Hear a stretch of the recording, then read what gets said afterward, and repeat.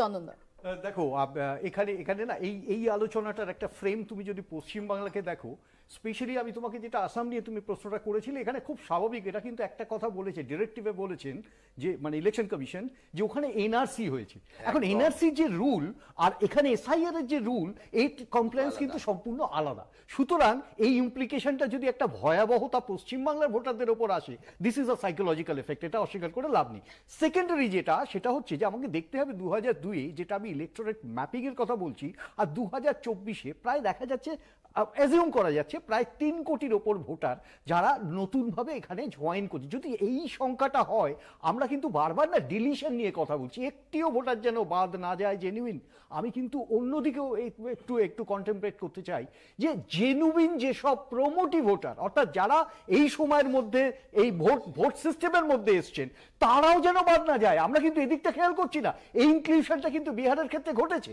বিহারের ক্ষেত্রে 21 লক্ষ নতুন ভোটার, সেখান থেকে 3,66,000 ভোটারকে আবার ডমিনেট করা হয়েছে। বোঝা গেছে এরা ফলস ফেক, তাদের আবার ওখান থেকে বার করে দেওয়া হয়েছে। মানে এটা একটা জটিল প্রসেস।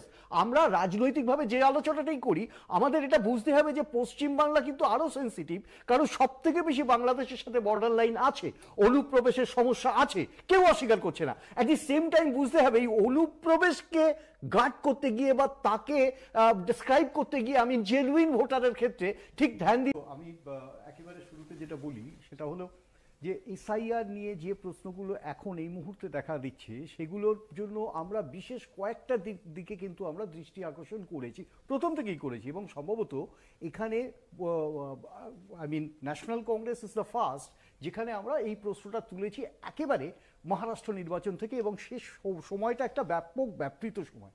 ইন্টারেস্টিং ফ্যাক্ট হচ্ছে যে আমরা একেবারে পরিষ্কারভাবে দেখিয়েছি যে ইলেকশন কমিশন এসআইআর করবার ক্ষেত্রে কোন কোন জায়গাতে বেসিক্যালি আমি এখানে একটু অ্যাড করি। শুভঙ্কর সরকার, প্রদেশ কংগ্রেস সভাপতি, তিনি কিছুক্ষণ আগে একটি বিবৃতি ইস্যু করেছেন, যেখানে তিনি বলছেন যে 16ই অক্টোবর 2025 তারিখে পশ্চিমবঙ্গ প্রদেশ কংগ্রেস কমিটি রাজ্যের মুখ্য নির্বাচনী আধিকারিকের মাধ্যমে নির্বাচন কমিশনের কাছে একটি বিস্তারিত স্মারকলিপি জমা দেয়। সেখানে এই বিহারের জন্য যে ঘোষিত এসআইআর প্রক্রিয়া, সেখানে 16 দফা সংশোধনের দাবি জানানো হয়েছিল। একটি প্রস্তাবও নির্বাচন কমিশন গ্রাহ্য করেনি, এবং তিনি মনে করছেন যে এই সময় সীমাটা সেটা গুরুতর ত্রুটি বা অসঙ্গতি দূর করার জন্য যথেষ্ট নয়।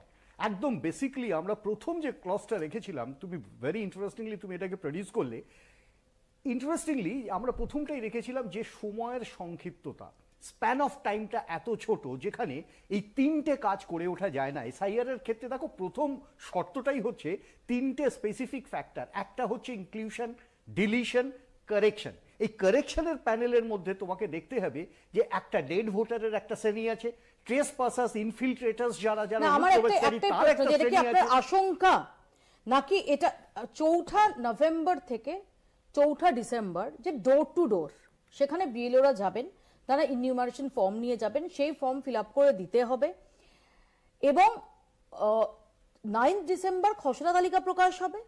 8ই জানুয়ারি পর্যন্ত, অর্থাৎ প্রায় 1 মাস টাইম থাকছে, যে যদি খসড়া তালিকায় কারো নাম না থাকে তিনি সেটা নিয়ে আবেদন করতে পারবেন। 31শে জানুয়ারি পর্যন্ত তার হিয়ারিং হবে। তারপর অর্থাৎ নির্দিষ্টভাবে সময়সীমাগুলো বেঁধে বেঁধে দেওয়া হয়েছে। তাহলে আপনারা যে আশঙ্কা প্রকাশটা করছেন, সেটা কি সত্যি আশঙ্কার জন্য আশঙ্কা প্রকাশ করছেন? না, এটা আশঙ্কার জন্য আশঙ্কা প্রকাশ না। তুমি একটা জিনিস দেখো, সারা পশ্চিমবাংলায় এটা ইন্টারেস্টিং ফ্যাক্ট বিহারের থেকে একটু আলাদা হবে, কারণ বিহারে 7 কোটি 86 লক্ষ টোটাল ভোটার প্যানেল, যেটা আলটিমেটলি কাটেড হয়ে দাঁড়ালো 7 কোটি 42 লক্ষ। এখন পশ্চিমবাংলায় যদি তুমি ওই যে ম্যাপিংটা করা হচ্ছে, ইলেকটোরেট ম্যাপিং যেটা করা হচ্ছে 2002-এর সাথে, এই 2002-এর সাথে প্যারিটিটা দেখো, তুমি দেখবে ওই সময় যে ভোটার তালিকা পশ্চিমবাংলার, তার সংখ্যাটা হচ্ছে 4 কোটি 67 লক্ষ।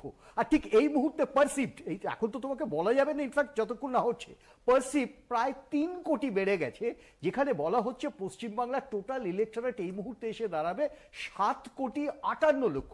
তো এইরকম একটি জায়গাতে দাঁড়িয়ে তোমার কি মনে হয়, আমরা প্রথম ক্লজটা রেখেছিলাম যে টাইম ফ্রেমটা করা হয়েছে, এখন অনেক কিছু, গত 2 দশকে তো অনেক কিছু বদলেছে।